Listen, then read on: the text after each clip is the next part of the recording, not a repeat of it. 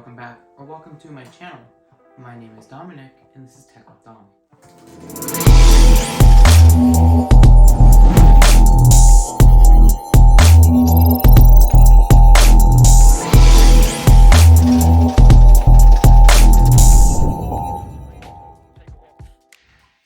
Okay, so today we will be looking at a very controversial product that Apple has released.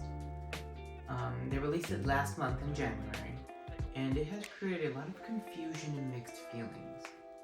Today we will be deciding if this is a good buy, or if you should just skip this year. Let's dig a little deeper. Alright, so this product is none other than the all-new HomePod. What's the same? Well, this HomePod actually has a lot in common with the 2018 version, with its ability to work seamlessly with your Apple devices, and none other than the well-known Siri built right into it.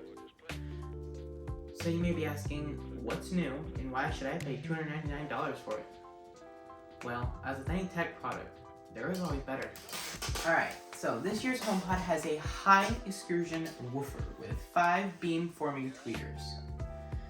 This has 3 separate sensors: a temperature sensor, a humidity sensor, and a room sensor. Your room sensor sends a sound signal throughout the room, kind of like sonar, and it gets the size of your room, so it optimizes the best sound performance for you. It also has it's also the first Apple speaker to support spatial audio, Apple's own sound design.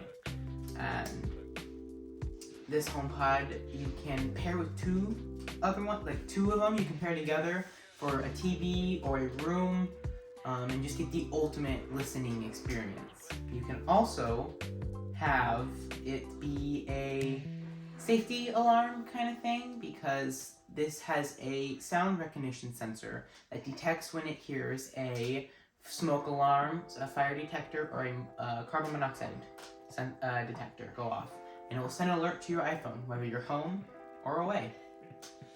Alright, let's unbox. Alright, here it is. This is the 2nd gen HomePod.